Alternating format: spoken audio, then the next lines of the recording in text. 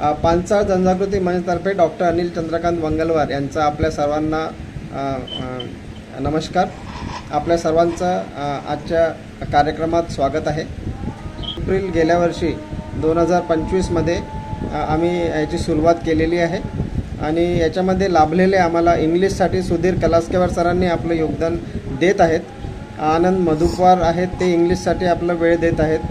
वैदिक मॅथ्समध्ये doctor Avinash चल्लेलवार sir वेळ देत आहेत. ध्यान याची कक्षा डॉक्टर सुधीर आकोजवार यांच्या माध्यमातून घेतल्या जात आहे. आणि याच्यासोबत जे सेशन झालेले आहेत त्यामध्ये आम्हाला जे तज्ज्ञ लाभलेत, जसं योगाभ्यास याच्यामध्ये रवी कटलावार भाऊ चंद्रपूरचे हे आम्हाला लाभलेत. यांनी पण एक सेशन घेतले, 2-3 सेशन घेतलेले आहे. आणि यासोबत मनीषा कटलावार ताई यांनी आरोग्यावर जे लहान मुली असतात, किशोरवयीन जे मुली असतात यांच्याकरता एक ऑनलाईन सेशन घेतलेलं आहे की त्यांची देखभाल कशी करायची, त्यांचे काय काय समस्या असतात यावर. यासोबत व्यवसाय या विषयावर ॲडव्होकेट प्रदीप दगडेलवार यांनी पण एक छान सेशन घेतलेलं आहे. सिकल सेलवर डॉक्टर देवेंद्र लिंगोजवार पुणा यांनी पण एक सेशन खूप सुंदर घेतलेलं आहे. अभिजित शिल्पकार संतोष एनगुर्तीवार यांची पण मुलाखत आमच्या मंचतर्फे झालेली आहे. आणि डॉक्टर अभय इत्तडवार यांचं पण आम्ही इथे भेट घेतलेली आहे. व्यक्तिमत्व विकासासाठी डॉक्टर वनिता नस्कुलवार असे अनेक तज्ज्ञ आमच्या मंचवर येऊन गेलेत. आणि यासोबतच आमच्या मंचच्या या कार्याला बघून पांचाळ जनजागृती मंच याकरता दीक्षित काकांनी एक प्रेरणा गीत लिहिलेलं आहे. तर आपण आता पहिले प्रेरणा गीत ऐकूया आणि त्यानंतर आपण आपल्या कार्यक्रमाची सुरुवात करूया. केवळ विधायक कार्यानेच होते.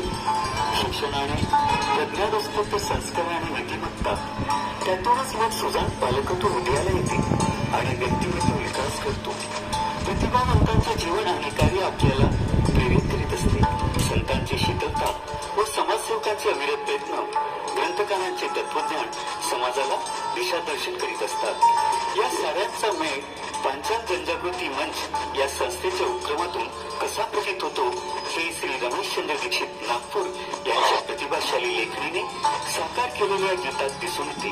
गीत आहे फडकवूया कीर्तिध्वज उंच.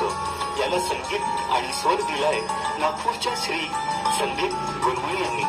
सहगायिका आहेत कुमारी जानवी झाडे. ध्वनिमुद्रण स्वर निनाद क्रिएशन नागपूर यांचे. निवेदन शब्दांकित केलंय पांचाळ जनजागृती मंचे धुरी डॉक्टर चक्रपाणी चोप्पावर यांनी.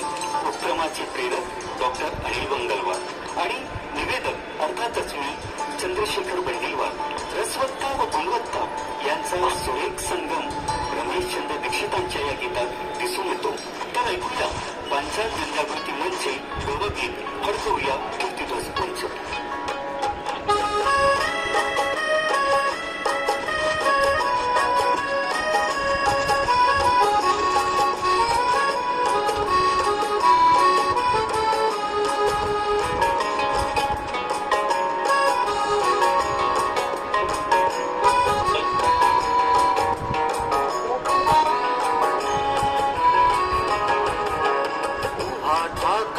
मदतीस अपुल्या पांचाळ जनजागृती मंच घेऊ त्यांचे सहाय्य, फडकवू कीर्तिध्वज उंच.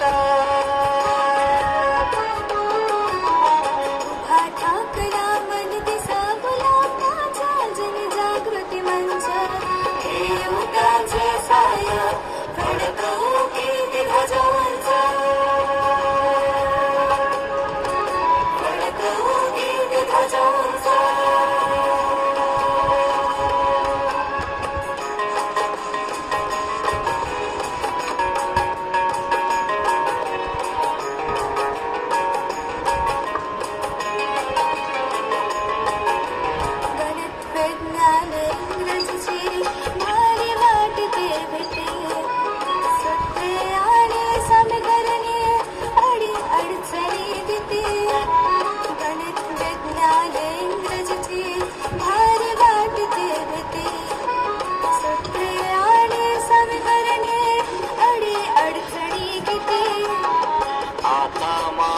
मदतीस अपुल्या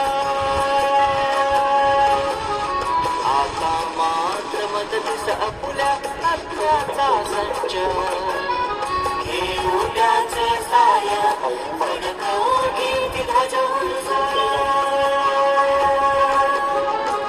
फडकवून घेती ध्वजा उंच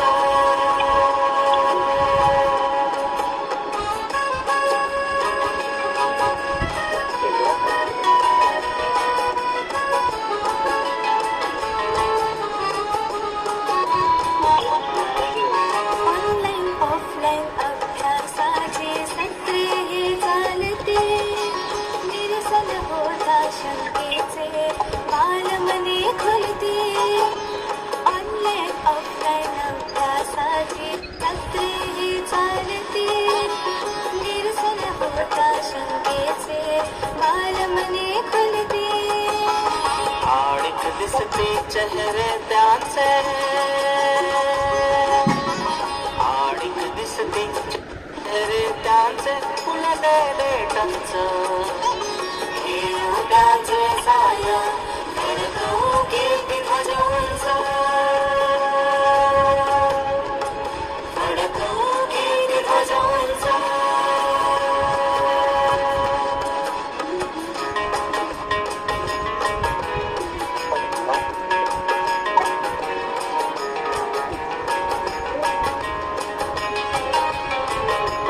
भविष्य उज्ज्वल करण्या शिक्षणनी संस्कार भावी पिढीचा ह्या मार्गाने होई खचित उद्धार भविष्य उज्ज्वल करण्या शिक्षणनी संस्कार भावी पिढीचा ह्या मार्गाने होई खचित उद्धार हे चौदात ध्येया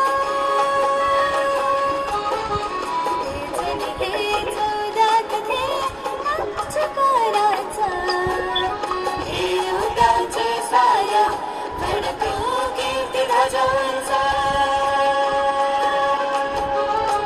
फडकवू घेती ध्वजा उंच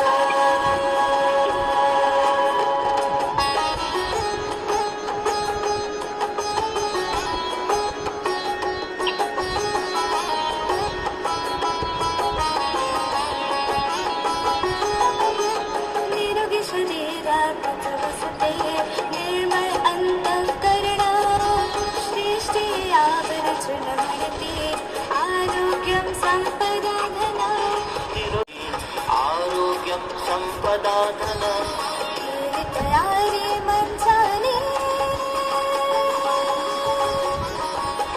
तयारी मंचाले मन करण्या हिरवी कंच घेऊ त्याचे साय फडकवू घेती ध्वजा उंच फडकवू घेती ध्वजा उंच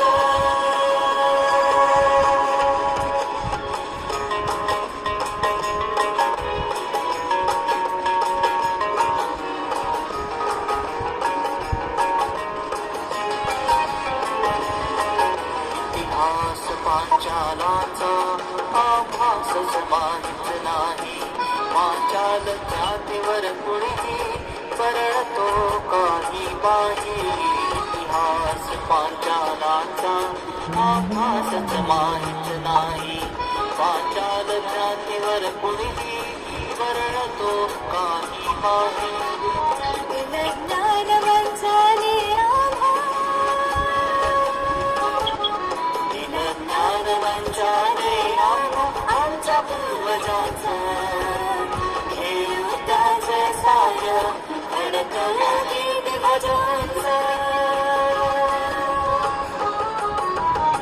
हातातला मदतीचा आपला पाचा जनजागृती मंच घेऊ त्याचे साय फडकवू घेती ध्वजा उंच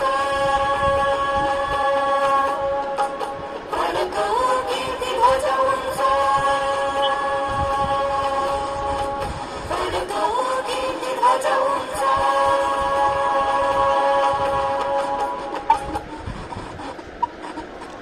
तर मित्रांनो, असं होतं आपलं एक प्रेरणा गीत मान्य दीक्षित काका यांच्या माध्यमातून आम्हाला लाभलेलं हे प्रेरणा गीत, ज्यामध्ये आमच्या पांचाळ जनजागृती मंच पूर्ण परिचय आलेला आहे. साधं हे गीत ऐकलं तर आम्ही कशासाठी कार्यक्रम करतो आहे, आमचा उद्देश काय आहे, कशा प्रकारचे कार्यक्रम होत आहे, या प्रेरणा गीतमध्ये सर्व आलेलं आहे. माझी विनंती, आज आपण सर्व ब्रह्मेंद्र स्वामी जयंती विशेष ऑनलाईन प्रबोधन कार्यक्रमात एकत्रित आलेले आहोत. तर आजच्या कार्यक्रमामध्ये भारतीय इतिहास व विश्वब्राह्मण पांचाळ साहित्य याची माहिती ठेवणारे डॉक्टर चक्रपाणी चोप्पावार, ज्यांनी इतिहासातले संस्कृती व इतिहास याच्यावर त्यांनी PhD केलेलं आहे. तर मी त्यांना आजच्या कार्यक्रमाची धुरा सोपवतो आहे आणि त्यांच्या माध्यमातून आज आपण जाणून घेऊ की ब्रह्मेंद्र स्वामी काय होते आणि हे आपले जे संत आहेत यांची आपल्याला आज माहिती मिळणार आहे. तर चला आपण त्यांना आमंत्रित करूया. डॉक्टर चक्रपाणी चोप्पावार. धन्यवाद मंगलवारजी. आजचा दिवस अनेक कारणांनी महत्वाचा आहे. आज वैशाख पौर्णिमा आणि आज 1 मे 2026 म्हणजे 1 मे विषयी माहिती करून घेणार आहोत. त्या वीर ब्रह्मेंद्र स्वामीच्या जीवनचरित्राविषयी, त्यांच्या तत्वज्ञानाविषयी आणि ज्या काळात होऊन गेले त्या काळाचा आढावा घेऊन मी माझं विवेचन सुरू करतो. ठीक आहे. तर आज थोर समाज सुधारक संत वीर ब्रह्मेंद्र स्वामी यांचा कार्याचा आढावा घेत असताना ज्या कालावधीत ब्रह्मेंद्र स्वामी होऊन गेले त्या प्रदेशातील सुद्धा आपल्याला माहिती करून घ्यायची आहे. तर आंध्र प्रदेशात पांचाळ समाजात एक थोर संत होऊन गेले, ज्यांनी मोक्ष मिळवण्यापेक्षा माणुसकीला, सोंगाडोंगापेक्षा ज्ञानाला, ऐत खाऊ पुरोहितशाहीपेक्षा श्रमप्रतिष्ठेला महत्व दिले. ते महान संत म्हणजे वीर ब्रह्मेंद्र स्वामी. त्यांची शिकवण, आठवणी, चमत्कार आंध्र प्रदेशातील घराघरातील, विशेषतः बहुजन समाजात शूद्र अतिशूद्र वर्गात मोठ्या आस्थेने, श्रद्धेने व भक्तिभावाने सांगितल्या जातात. या संतांचे काही अंशी चौकटी बाहेर जाऊन शिकवण दिल्यामुळे ब्रह्मवृंदांनी त्यांच्याकडे पाठ फिरवली. परंतु सामान्य जनामध्ये वीर ब्रह्मेंद्र स्वामी बद्दल प्रचंड भक्तिभाव आढळून येतो. या संतावर आंध्रचे माजी मुख्यमंत्री NT रामाराव यांनी चित्रपट काढला, जो अतिशय लोकप्रिय ठरला. ब्रह्मेंद्र स्वामी बद्दल जी माहिती उपलब्ध आहे ती प्रचंड चमत्कारांनी भरलेली आहे. पण चमत्कार वगळूनही ब्रह्मेंद्र स्वामीच्या शिकवणुकीची थोरवी जाणवतेच. अशा संतांचा परिचय करून देण्याचा हा अल्पसा प्रयत्न आहे. इसवी पूर्व 6व्या शतकात बुद्धाने मोठी वैचारिक क्रांती केली आणि आपल्या नव्या विचाराने वैदिक तत्वज्ञानाला मागे सारले. तर इसवी सनाच्या 8व्या शतकात शंकराचार्यांनी बुद्धाच्या शिकवणुकीमुळे निष्प्रभ झालेले वैदिक तत्वज्ञान नव्या स्वरूपात मांडून आणि भारतभर प्रचंड प्रचार करून आपल्या कर्तृत्वाचा ठसा उमटवला. तरीही बुद्धाच्या तत्वाचा परिणाम त्यांच्या विचारसरणीवर झालाच. म्हणून बुद्ध तत्वाच्या प्रभावामुळे त्यांना प्रचंड बुद्ध म्हटले गेले. शंकराचार्याच्या काळात शिव अद्वैत सिद्धांतही अस्तित्वात होता, परंतु प्रभावी नेतृत्वाचे अभावी किंवा शंकराचार्यांच्या अद्वैत सिद्धांताच्या प्रभावाने या तत्वाचा व्हावा तसा प्रचार होऊ शकला नाही. मात्र 12व्या शतकात बसवेश्वरांनी शिव अद्वैत सिद्धांत उचलून धरला व वीरशैव संप्रदायाचा पाया घातला आणि या सिद्धांतावर आधारित शोषणरहित समाजाची संकल्पना मांडली. त्यांनी शैवांना वीरशैव म्हणून संबोधिले. कर्नाटकात 12व्या शतकात वीरशैव संप्रदायाने वैष्णव संप्रदायावर कुरघोडी केली. तर 13व्या शतकात महाराष्ट्रात ज्ञानेश्वराने परंपरागत वैदिक तत्वज्ञान शंकराचार्याच्या अद्वैत सिद्धांताच्या आधारे जनमानसात लोकप्रिय केले. त्यामुळे शैव संप्रदाय आणि वैष्णव संप्रदाय हे तुल्यबळ ठरत गेलेले दिसून येतात. या दोन संप्रदायातील वैर विकोपास गेल्याची उदाहरणेही इतिहासात दिसतात. नंतर मात्र शिव आणि विष्णू एकच आहे असे सांगणारे समन्वयवादी संत निर्माण झाले. विठ्ठलाचे तोंडही न पाहणारा कट्टर शिवोपासक संत नरहरी पुढे बदलला व त्याला विठ्ठलाचे ठाई शिव दिसू लागला. तुकारामाने तर हे द्वैत संपवूनच टाकले. त्याला जग विष्णुमय भासू लागले. विष्णू भक्ती वाढवायला जसे वारकरी संत कारणीभूत होते तसेच महाराष्ट्र आणि कर्नाटकात पसरलेले यादवांचे राज्यही तितकेच कारणीभूत ठरले. म्हणून काही वीरशैवांचा प्रभाव कमी झाला नाही. तो कर्नाटकात 16व्या शतकात सुद्धा बराच प्रभावित होता आणि त्याचबरोबर मूळ शैव संप्रदायही दक्षिणेत आपले स्थान टिकवून होता. दक्षिणेतील या सर्व संप्रदायाच्या तत्वांना घेऊन एका नव्या संताचा वीर ब्रह्मेंद्र स्वामी अर्थात ब्रह्मंगारू यांचा उदय झाला. ब्रह्मेंद्र स्वामीच्या वीर शब्दावरून जसा त्यांच्यावर वीरशैवाचा विचारांचा अंश जाणवतो तसा त्यांच्या चरित्रावरून त्यांच्यात शैव वैष्णवाचा मेळही जाणवतो. ब्रह्मेंद्र स्वामी यांचा जन्म कर्नाटकात झाला असला तरी त्यांचे कार्यक्षेत्र मात्र आंध्र प्रदेशात होते. ब्रह्मेंद्र स्वामी हे विश्वकर्माचे वंशात जन्मास आले. विश्वकर्मा ही देवता अतिप्राचीन ऋग्वेद पूर्व काळची असून कारागीर लोकांचे दैवत समजले जाते. विश्वकर्माच्या वंशजांना विश्वब्राह्मण पांचाळ असे म्हणतात. असे एक विश्वब्राह्मण दाम्पत्य काशी प्रयाग इत्यादी तीर्थयात्रा करीत भटकत होती. ही गृहिणी गर्भवती होती. फिरत ते सरस्वती नदी किनारी अत्री मुनींचे आश्रमात आले असता तिने एका अपत्याला जन्म दिला. दुर्दैवाने मुलाच्या जन्माबरोबरच मुलाच्या जनकाचे निधन झाले. हा आघात असह्य होऊन मुलाला अत्री मुनीचे स्वाधीन करून मुलाच्या आईने जलसमाधी घेतली. आद्य शंकराचार्यांनी भारतभर हिंदू धर्मपीठाची स्थापना केली होती. असे अनेक धर्मपीठ कर्नाटकात होते. त्यातील काही ब्राह्मणांच्या अधिपत्याखाली धर्मप्रचाराचे कार्य करीत होते. 17व्या शतकात सुरुवातीला चिकबल्लापूर प्रांतातील नंदीकोंडा गावातील पापाग्नी धर्मपीठाचे अधिपती विश्वब्राह्मण आचार्य वीरभोजयाचार्य धर्मप्रसाराचे कार्य करीत. वीरभोजयाचार्य व त्यांची पत्नी वीरनारायणम्मा यांना संतती नव्हती. तेव्हा ते तीर्थयात्रा करीत अत्री मुनींच्या आश्रमात पोहोचले.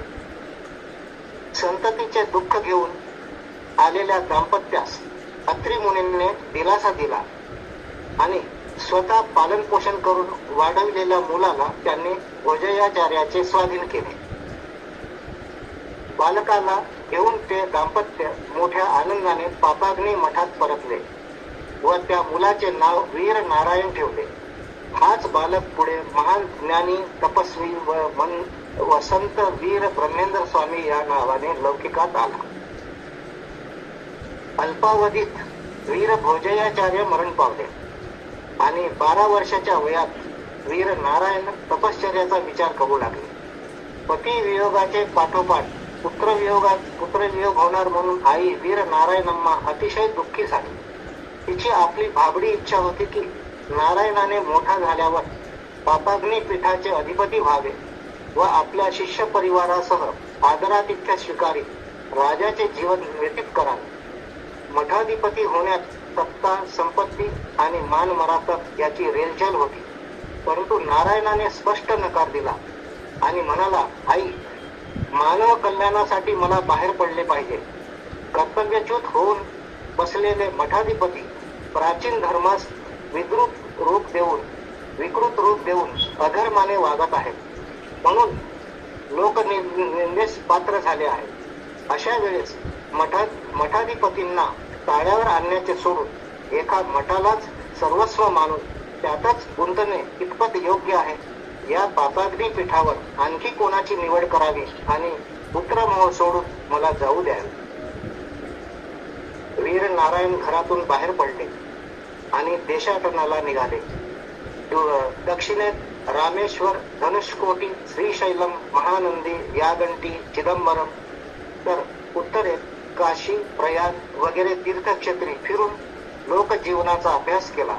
अनेक अनुभव गाठीशी बांधले. ज्ञान, भक्ती, योग आणि कर्म यातील रहस्य समजावून घेतले. योगशास्त्राचा सखोल अभ्यास केला आणि फिरत फिरत आंध्रमधील बनगानपल्ली येथे पोहोचले.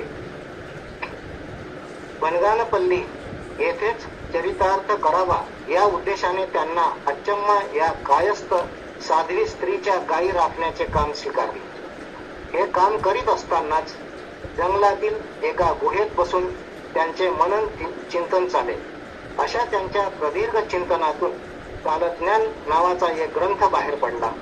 काळाचं अचूक ज्ञान देणारा ग्रंथ त्यांच्या समाज निरीक्षणाची साक्ष देतो आणि भ्रष्ट आचरणातून मोक्षाचा मार्ग सांगणाऱ्या परंपरागत विचार आचारावरती घणाघाती प्रहार करतो. वीर नारायणांनी आपल्या तत्वज्ञानाच्या प्रचार आणि प्रसारासाठी केलेला उपदेश ऐकून सारी जनता भारावून जाईल आणि त्यांच्या ब्रह्मज्ञानापुढे नतमस्तक होत असे.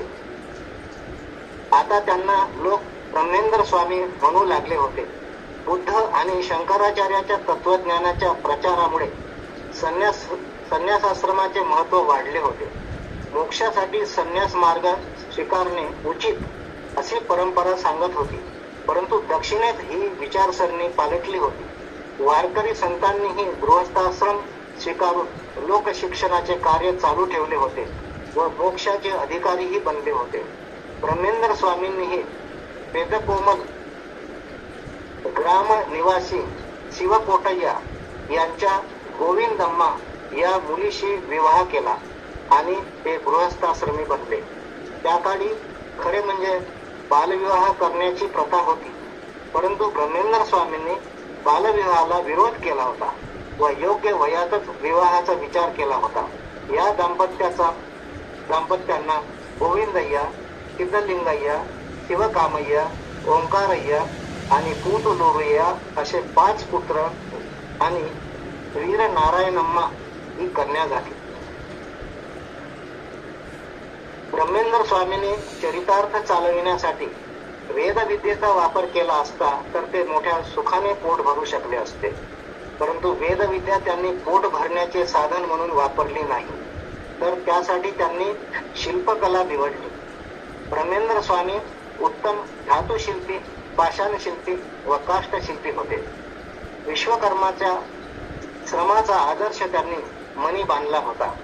शरीर श्रमाविना पोट भरणे त्यांना मान्य नव्हते. स्वतःच्या अलौकिक बुद्धिमत्तेने आणि कौशल्याने त्यांनी अनेक शिल्पे, मंदिरे, वास्तू निर्माण केल्या. ज्ञान आणि कर्म याची सांगड जमल्याविना सफल जीवन जगता येणार नाही ही त्यांची धारणा होती. म्हणून त्यांनी आपल्या आयुष्यात योग साधनेबरोबरच ज्ञान साधना आणि कर्म साधना चालविली. त्यांनी श्रमाची प्रतिष्ठा वाढविली आणि माणसाला कार्यप्रवण राहायला शिकविले. कला ही जीवनाच्या उत्कर्षाला आवश्यक आहे. तसेच त्यातून मिळणारे अर्थोत्पादनही 4 पुरुषार्थापैकी एक आहे ही त्यांची धारणा होती. बनगानपल्लीत वास्तव्यास असतानाच ब्रह्मेंद्र स्वामीचे लोकशिक्षणाचे आणि लोकजागृतीचे कार्य चालू होते. समाजात दिसणारी असमानता, स्त्री-शूद्रांना विद्या मिळू नये म्हणून अस्तित्वात असलेले धर्माचे नियम त्यांना मुळीच मान्य नव्हते. त्यामुळे त्यांनी दुष्ट चालीरीतीविरुद्ध लोकजागृतीचे कार्य सुरू केले.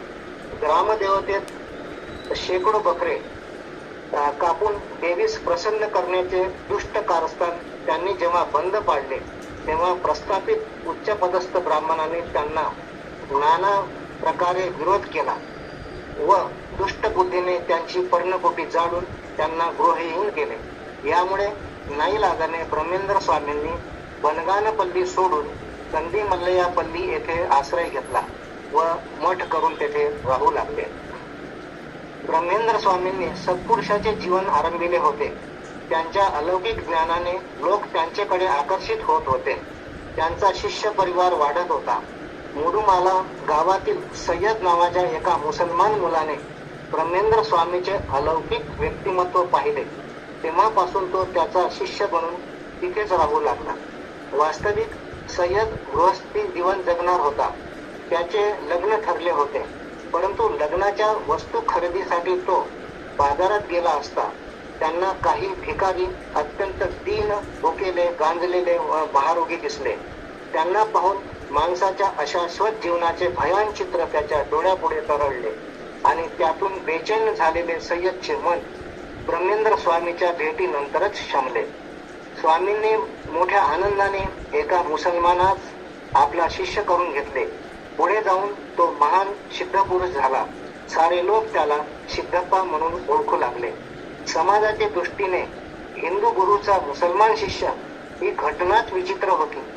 ब्रह्मवर्गाने सिद्धप्पाच्या शिष्यत्वाला विरोध केला आणि मुसलमानास शिष्य कैलाबद्दल हेटाळणी केली.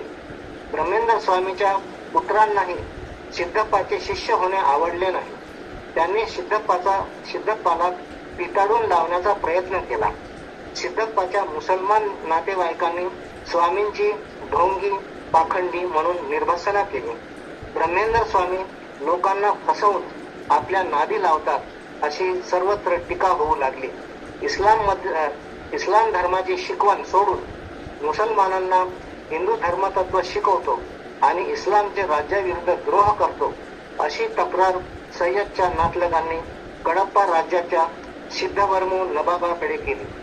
त्यासर्षी नवाबाने गुरु शिष्यास तात्काळ हजर होण्याचे फरमान सोडले. राजाज्ञेप्रमाणे ब्रह्मेंद्र स्वामी आणि सिद्धप्पा दरबारात हजर झाले. प्रथमतः नवाब बरेच संतापले होते. त्यांनी सिद्धप्पास धर्म परिवर्तनाचे कारण विचारले असता मानवाचा संदेह समूळ नाश करणारा आणि शांती प्रस्थापित करणारा धर्म कोणताही असो तो स्वीकारणं योग्य असतो हे सिद्धप्पाचे बोल ऐकून नवाब संतोष पावला. स्वामींचा मानवतावादी विज्ञान दृष्टिकोन, बोधदया आणि समतेचे विचार ऐकून नतमस्तक झाला आणि गुरु शिष्याचा योग्य सत्कार करून त्यांना निरोप दिला. शंकराचार्यांनी यासाठी धर्मपीठाची स्थापना केली होती की धर्मपीठातून धर्मज्ञानाने प्रबोधन आणि मार्गदर्शन व्हावे. परंतु प्रत्यक्षात पीठाधिपती संस्कारहीन होऊन आपल्या तुटपुंज ज्ञानाच्या तोऱ्यात सामान्य जणांना तुच्छ समजत असत. प्राचीन धर्मपीठ गायत्री, सरस्वती या व्यतिरिक्त श्री शंकर भागवतपाद यांचे वेळेपासून प्रचारात असलेले शृंगेरी, पुष्पगिरी इत्यादी पीठ अधिक प्रचारात होते. गायत्री वगैरे धर्मपीठ विश्वब्राह्मणांच्या अधिपत्यात होते, तर इतर काही पीठ वैदिक ब्राह्मणांच्या अधिपत्यात होते. पुष्पगिरी धर्मपीठ ब्रह्मेंद्र स्वामीच्या मठापासून जवळच्या गावी होते. या पीठाच्या अग्रहाराचे लोक वेदविद्येने गर्विष्ठ होऊन स्वतःचे कर्तव्य व निहित कर्म विसरून जीवन जगत होते. एकदा ब्रह्मेंद्र स्वामी आपल्या शिष्य परिवारासह कडप्पास जात होते. सिद्धप्पाचे ईशावास्योपनिषदाचे पठण चालू होते. जेव्हा ते पुष्पगिरी पीठाजवळून जाऊ लागले तेव्हा काही ब्राह्मणांनी त्यांना अडवून जातीपातीवरून वाद उकरून काढला. सिद्धप्पा बिनतोड उत्तर देण्यास पुढे सरसावले आणि रागाने आणखी लाल झाले व त्यांनी ब्राह्मणांनी ब्रह्मेंद्र स्वामीची निंदा केली. काहींनी तर दगडफेक केली.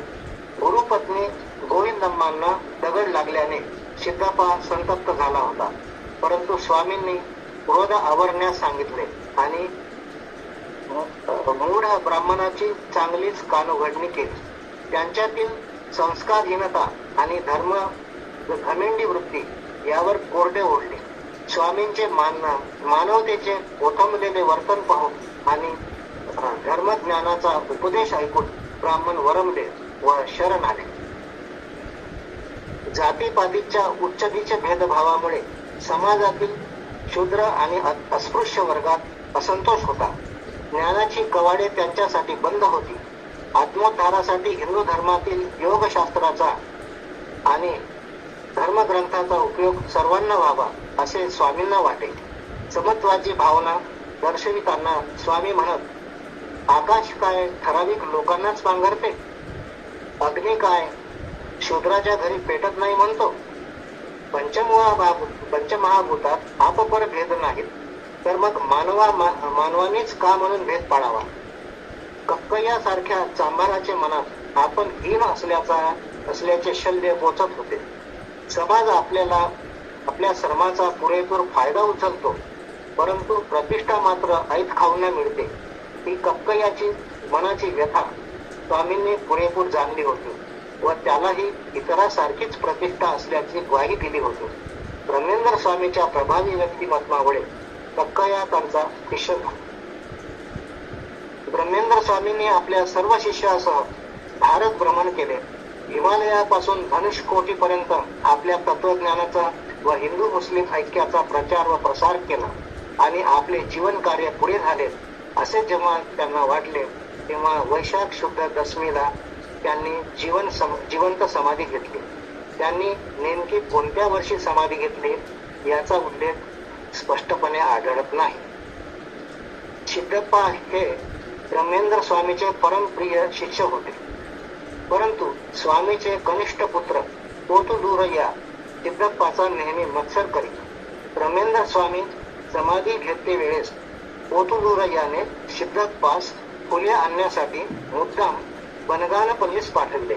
समाधीचे वेळेपर्यंत बनगानपल्लीस जाऊन येणे अशक्य होते, परंतु गुरुभक्तीने प्रेरित सिद्धप्पा फुले आणण्यास गेले व समाधीची वेळ होताच स्वामींनी समाधी घेतली. अशा रीतीने द्वेषाने प्रेरित पोतुलूरय्यांनी सिद्धप्पास गुरुचे अंतर्दर्शन होऊ दिले नाही. स्वामींचे समाधीनंतर गोविंदंबा मंगळसूत्र आणि जोडवी हे सौभाग्यालंकार परिधान करीत असे, कारण स्वामींचा तसा आदेश होता. वर्षारंभासाठी जेव्हा पोतुलूरय्या आणि स्वामींचे काही शिष्य वर्गणी गोळा करायला फिरले, तेव्हा सर्वांनी वर्गणी दिली, परंतु काही विश्वब्राह्मणांनी गोविंदंबांनी मंगळसूत्राचा त्याग न केल्यामुळे प्रचलित परंपरा मोडल्याचे सांगून वर्गणी देण्यास नकार दिला. पोतुलूरय्या लोकाचारास प्राधान्य देणारा होता, परंतु ब्रह्मेंद्र स्वामींची धारणा आणि विचार प्रगतिशील आणि सुधारणावादी होते. स्वामी मेले नसून समाधीस्थ आहेत असे गोविंदंबांनी सांगताच मूर्ख पोतुलूरय्यांनी समाधीवरचा दगड काढून स्वामींची दाढी ओढून त्यांना जागे करण्याचा प्रयत्न केला होता. ब्रह्मेंद्र स्वामीचे कार्यक्षेत्र प्रामुख्याने कडप्पा जिल्हा आणि आसपासचा प्रदेश होता. त्यावेळेस आंध्र प्रदेशात मुस्लिम राजवट प्रस्थापित झाली. महाराष्ट्रात शिवाजीने स्वराज्याचे स्वप्न पूर्ण केले. संतांनीही आपले ईश्वराचे ठाई सर्व मानव समान असल्याचे तत्व प्रतिपादित करणे व लोकात धार्मिक ऐक्य निर्माण करणे चालू केले होते. त्याचा समाजावर चांगला परिणाम होत होता. हे कार्य ते इस्लामचे राज्यातही निर्विघ्न पार पाडले, कारण मुसलमानांना सुद्धा लोकांनी धार्मिक कर्मकांड करीत स्वस्थ बसावे, बंडाळी माजवू नये असेच वाटत असे. ब्रह्मेंद्र स्वामींनी मात्र केवळ कर्मकांडावर भर दिला नाही, तर नवा विचार दिला. लोकांना आळस सोडायला लावला. स्वतः शिल्पकाम करून लोकांना श्रमाची महती पटवली. उद्योग प्रवणता वाढावी म्हणून प्रयत्न केले. समाजकार्य करीत असताना माणसातील कृत्रिम भेदांना मुठमाती दिली. आपल्या शिष्य परिवारात केवळ आपल्याच लोकांचा भरणा केला नाही किंवा आपल्या एकाच समाजासाठी कार्य केले नाही, तर सिद्धप्पा सारख्या मुसलमानास प्रमुख शिष्यत्वाचा मान दिला व हिंदू मुस्लिमातील उपासना मार्गातील भेद नष्ट केला. स्वजातीतील लोकांमधूनच त्यांना जास्त अवहेलना सहन करावी लागली होती, परंतु त्यांनी आपपर भेद न मानता जिथे चुकले तिथे सर्वांवर सारखी टीका केली. ब्राह्मण शास्त्रे पुराणे शिकून सामान्यांना तुच्छ समजत स्वतः ऐदी जीवन जगत मठाधिपती आपल्या मोठेपणाच्या तंद्रीत वावरत खोट्या अहंकाराचा बुरखा फाडून आणि खडसावून सर्वांना लोकसेवेत जुंपण्याचे कार्य ब्रह्मेंद्र स्वामींनी केले. ब्रह्मेंद्र स्वामींनी कालज्ञान आणि गोविंद वाक्य ह्या रचना केल्याचे सांगितले जाते, परंतु त्यांनी लिहिलेली कालज्ञान रचना सुद्धा शुद्ध स्वरूपात आज उपलब्ध नाही. काळाचे पर्यायाने समाजाचे निरीक्षण करून अथवा निदान त्यांनी आपल्या ग्रंथात मांडले आहे. समाजातील जातीभेद, उच्च-नीच वगैरे असमानता आणि स्त्री शूद्राच्या ध्यानक्षेत्रात धर्माने आणलेली अडसर काळाच्या ओघात टिकणार नसून बदलत्या नीतिमूल्यानुसार उद्याचे कायदे आणि विचार बदललेले असणार हे लक्षात घेऊन त्यांनी समाज जीवनाची समीक्षा केली. कालज्ञान ग्रंथात त्यांनी म्हटले आहे की माललकू मंचालू, बापलकू कीटालू, मालवाडे राज्य मेले नाही. अर्थात शूद्रांनाही मंचक मिळेल, ब्राह्मणांनाही राजपाट मिळेल आणि राज्य सुद्धा शूद्र करतील. ब्रह्मेंद्र स्वामीचे वाङ्मय तेलुगू भाषेत असल्याने इतर भाषिकांना त्याचे ज्ञान होऊ शकले नाही. तसेच त्यांच्या मूळ लिखित रचना ही आज उपलब्ध नाही. कंदी मल्लया पल्लीच्या मठात जे काही ग्रंथ उपलब्ध आहेत त्यांच्या शुद्धतेबद्दल शंका असल्याचे विद्वानाचे मत आहे. त्यांचे वाङ्मय नष्ट होण्याचे आणखी एक कारण म्हणजे ब्रह्मेंद्र स्वामींना जसा ब्राह्मणाचा कडवा विरोध होता तसा सजातीय विश्वब्राह्मणांचाही तेवढाच विरोध होता. मुसलमाना शिष्य करणे, जातीपातीच न मानणे, ब्राह्मणाचे मोठेपण न मानणे व परंपरागत काही प्रथांना झुगारणे इत्यादी त्यांच्या वर्तनामुळे त्यांचे विरोधकही बरेच निर्माण झाले असणार. शिवाय त्यांच्या समाधीनंतर त्यांच्या जोडीचे प्रज्ञाशील शिष्य नसल्याने त्यांच्या तत्वज्ञानास पाहिजे तसा लोकाश्रय मिळाला नसावा. या आणि अशा अनेक कारणाने त्यांचे बहुतांश वाङ्मय लुप्त झाले. परंतु अजूनही कडप्पा जिल्ह्यात ब्रह्मेंद्र स्वामी आणि त्यांचे परमशिष्य सिद्धप्पा यांच्याबद्दल अनेक गोष्टी ऐकायला मिळतात. त्यांच्या भक्तांनी काही रचना ग्रंथित केल्या आहेत. ब्रह्मेंद्र स्वामीच्या पत्नी गोविंदम्मा आणि त्यांच्या काही पुत्रांनी सुद्धा काही रचना केल्या होत्या. ब्रह्मेंद्र स्वामीच्या ज्येष्ठ पुत्राच्या कन्या ईश्वरम्मा यांचेही गद्य पद्य गेय स्वरूपात साहित्य आढळते. ईश्वरम्मांनी सुद्धा ब्रह्मेंद्र स्वामीचा उच्च आदर्श स्वतः निर्माण केला होता. आजही ब्रह्मेंद्र स्वामीच्या लोकप्रियतेचे व कार्याचे प्रतीक म्हणून त्यांचा मठ ब्रह्मंगारू मठ म्हणून प्रसिद्ध आहे व सर्व जातीच्या लोकांना मानवतेची व समतेची प्रेरणा देण्याचे कार्य करीत आहे. हा त्यांच्या जीवन कार्याचा परिचय आहे.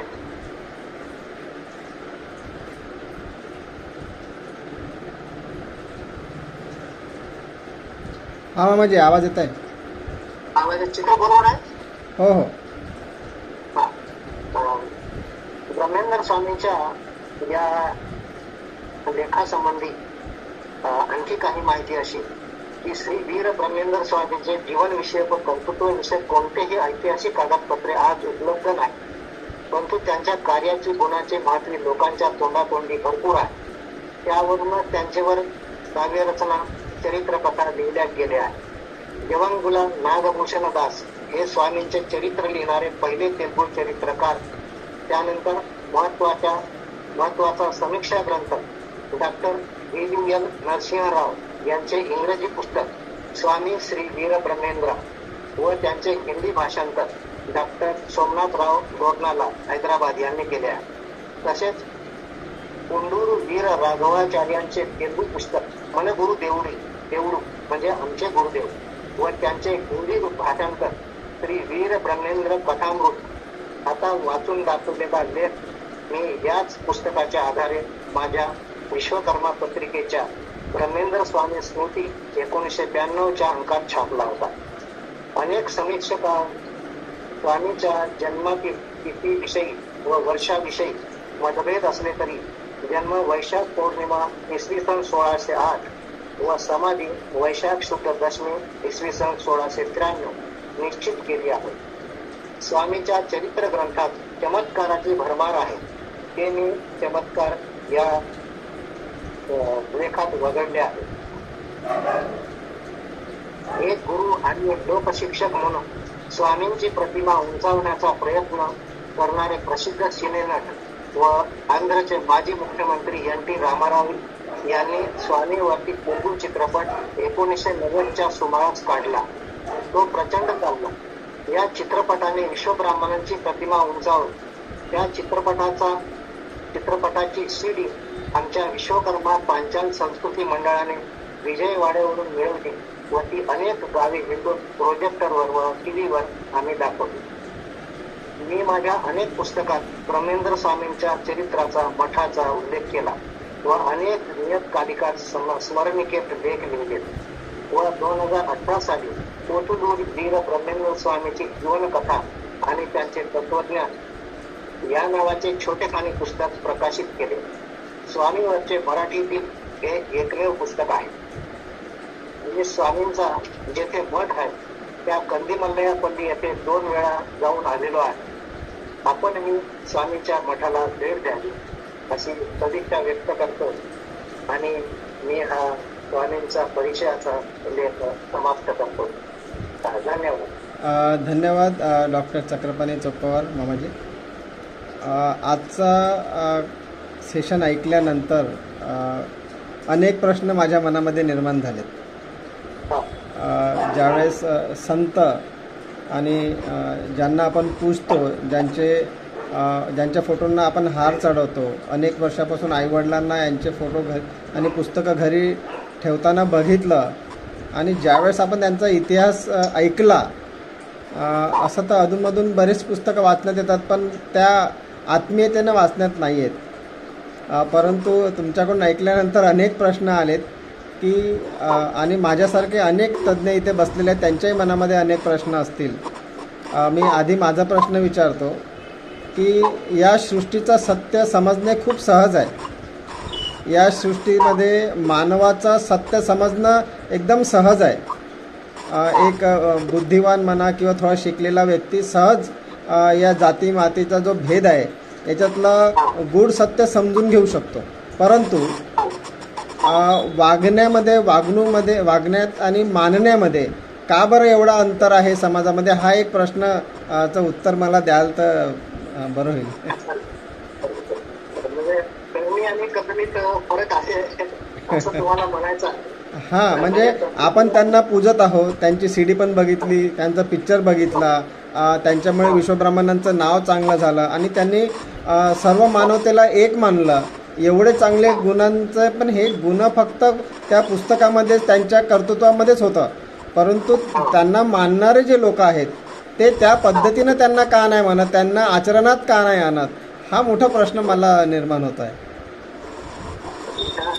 हा प्रश्नाचं उत्तर आता आपल्याला शॉर्टकटमध्ये नाही देता येईल, परंतु या प्रश्नाचं उत्तर असं आहे की जी संरचना समाजाची आहे ती वैदिक परंपरेतून आलेली आहे आणि वैदिक परंपरेनं नंतर जे पुराण रचना केली, ज्या विद्वानांनी पुराण रचना केली त्यामध्ये एक सिस्टीम बसवून ठेवलेली आहे. त्या पुराणांनी म्हणजे चातुर्वर्ण्य पक्का केला, चातुर्वर्ण्याने नंतर जाती निर्माण केल्या आणि या मानवी समाजावरती जे अज्ञ समाज होता त्याच्यावरती ते एक प्रकारे कुरघोडी करून ते लादण्यात आलं. आता लादण्यात आलं असंही म्हणता येत नाही, कारण अज्ञ समाज जे सांगेल ते विद्वान लोक जे सांगतील ते ऐकत जातो आणि अशा प्रकारे जे पुराणातल्या ज्या गोष्टी आहेत त्या निश्चित झाल्यामुळे देवाला काय आवडते तर भक्ती आवडते. म्हणजे देवाची भक्ती केली की देव प्रसन्न होतो, बाकीच्या गोष्टीशी काही देणं घेणं नाही. आणि अशामुळे जो तो ज्या वर्गात आहे, ज्या जातीत आहे, ज्या वर्णात आहे, लोक त्या त्या पद्धतीने देवाची भक्ती करेल तर त्याला त्या त्या पद्धतीनं फायदा मिळेल. आणि अशा अनेक गोष्टी आहेत की जसं की पूर्वजन्मी पाप केलं असल्यास या जन्मात तुम्हाला ते भोगावं लागेल आणि या जन्मात केलं तर त्याच्या पुढच्या जन्मी ते तुम्हाला भोगावे लागेल. म्हणजे पुढचा जन्म आहे का पूर्वजन्म होता का हाच शंकेचा प्रश्न आहे. तर अशा रीतीने धर्मशास्त्रांनी निश्चित मेंदू कॅप्चर केला आणि त्या पद्धतीनं जाती स्थिर झाल्या, मेंदू पक्क्या झाल्या आणि त्याच्यामुळे काय झालं, प्रत्येकाचा देव वेगळा, देव सर्वांचा एक असतो ही भावना आपल्या धर्मग्रंथात आहे. परंतु माणूस कसं निर्माण केला आहे की माझा देव वेगळा, त्याचा देव वेगळा, अनेकांचा देव वेगळा, मी माझ्या देवाची पूजा करीन म्हणून देवाच्या पूजा करण्यातही भांडणं निर्माण झाली. त्याचेही तत्व नरहरी सोनारच्या उदाहरणावरून आपल्याला दिसून येते. तर अशा रीतीनं हे जे समाज नियंत्रणाचं जे एका विशिष्ट वर्गाकडे होतं त्या वर्गाने हे नियंत्रण आखणं आणि नियंत्रण ठेवणं त्यांच्या दृष्टीनं फार महत्वाचं असल्यामुळे ते जबरदस्तीने एक प्रकारे नियंत्रण ठेवू लागले आणि त्याचा परिणाम असा झाला की अन्य खालच्या जातींना शिक्षणाचा अभाव, माहितीचा अभाव आणि त्याच्यामुळे त्यांची बुद्धी किती चालत असली तरी त्या उपयोगाची नव्हती आणि म्हणून त्यांनी त्या पद्धतीमध्ये एका ठराविक पाच्यामध्ये जीवन जगणं मान्य केलं आणि म्हणून सृष्टीचं सगळे नियम माहीत असूनही मनुष्य आहे तसाच वागतो, तो धर्मग्रंथाप्रमाणे वागतो. हे त्याचं उत्तर आहे. क्षमा असावी, मी जाणून हा प्रश्न विचारला. मला उत्तर समजलं होतं, परंतु जे भ्रम तयार होता समाजामध्ये त्याच्यामुळे मी हा प्रश्न मांडला. कारण आज युवा पिढी जी आहे ते युवा पिढीला हा प्रश्न येऊ नये ते कधी विचारत नाही, परंतु असो या प्रश्नाचं उत्तर सर्वांच्या नजरेमध्ये म्हणून विचारला. तरी आणखी काही मान्यवरांना काही प्रश्न विचारायचे असल्यास कृपया विचारू शकता. कोणाला काही प्रश्न आहे का?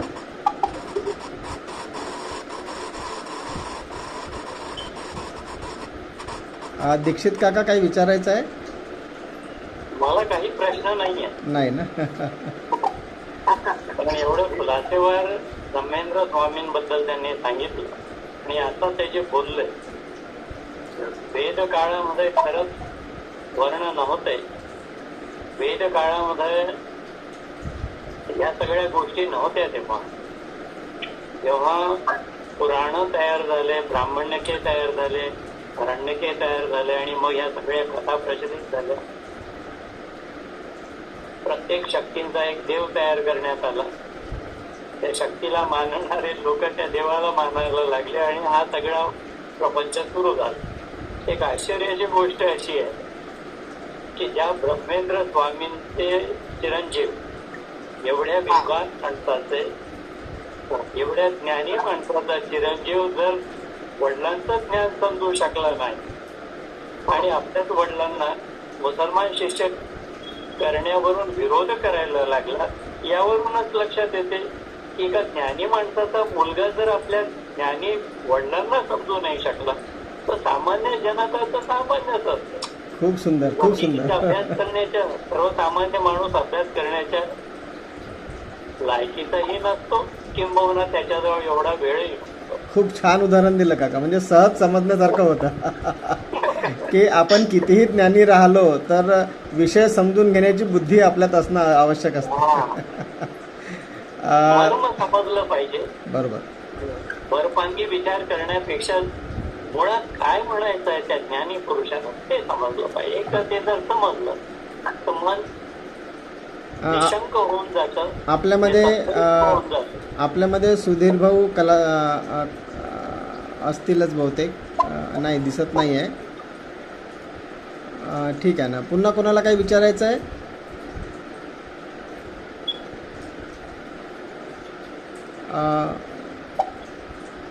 करुणाशीत राई कासरला आपल्याला काही विचारायचं आहे?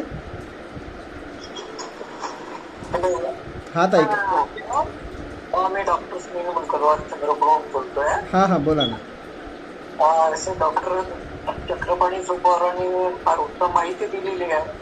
तशी आधीच माहिती त्यांनी त्यांच्या वीर ब्रह्मेंद्र स्वामी विश्वकर्मा पंथात संस्कृती मंडळाच्या पत्रिकेत दिलेलीच होती. पण आता त्याहून थोडी जास्त माहिती त्यांनी दिली, त्यांचं मी कौतुक करतोय.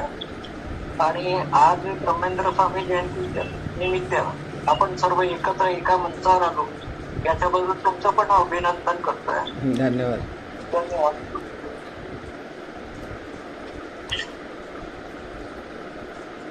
पूर्णश्री. तर आपण कार्यक्रम संपायच्या आधी एक मॅसेज देतो आहे की बहुतेक पुढच्या बुधवारी आपण एक चर्चासत्र ठेवणार आहोत की समाजामध्ये काय काय अडचणी आहेत, म्हणजे शैक्षणिक अडचण काय आहे, पुन्हा युवा पिढीमध्ये अडचणी काय आहेत आणि त्याला कशा पद्धतीनं आपण एकत्र येऊन चर्चेच्या माध्यमातून सोडवण्याचा प्रयत्न करू शकतो या विषयावर एक चर्चासत्र आपल्याला घ्यायचं आहे. म्हणजे युवा पिढीला कसं जोडता येईल, त्यांची मुलाखती घेऊन त्यांचा उत्साह कसा वाढवता येईल या विषयावर आपल्याला एक चर्चासत्र ठेवायचं आहे. तर जमल्यास बुधवार किंवा येणारा रविवार जो आहे त्याच्यामध्ये आपण तो सत्र घेण्याचा प्रयत्न करू आणि त्या चर्चेतून काहीतरी चांगला निष्कर्ष काढूया. तर भेटूया. आजचा कार्यक्रम खूप छान झाला. आपण सर्व इथे आलेत आणि डॉक्टर चक्रपाणी चोपावर यांच्या माध्यमातून आपल्याला आज संत ब्रह्मेंद्र स्वामी यांची माहिती मिळाली आणि खरंच खूप काही शिकण्यासारखं मिळालं की आपल्यासारखे विचार आधीही काळामध्ये घडले आणि त्याच्यावर त्यांनी खूप मोठं कार्य केलं आणि आज आपण त्यांच्यासमोर काहीच नाही, पण थोडक्यात काम होत राहायला पाहिजे. याच आशेने आपण आजचा कार्यक्रम इथे संपवूया आणि आपण सर्व आले याच्यामुळे पुन्हा एकदा खूप खूप आभार आणि शुभरात्री. धन्यवाद. मुख्य म्हणजे तुम्हा दोघांचं खूप अभिनंदन, डॉक्टर चोपावर आणि डॉक्टर अनिल वंगलवार. धन्यवाद काका. Good night. शुभरात्री. निर्माण झाला.